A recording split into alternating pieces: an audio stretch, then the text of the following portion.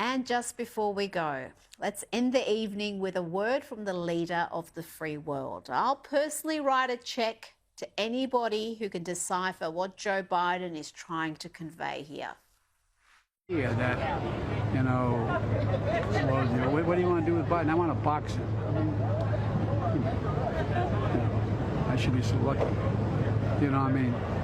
But it is the kinds of things, or, stuff that's coming out of Florida, stuff that's coming out of, Robert E. Lee had been in Afghanistan.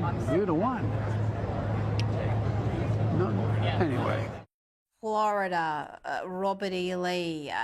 How is that man dressing himself, let alone leading the most powerful nation on earth?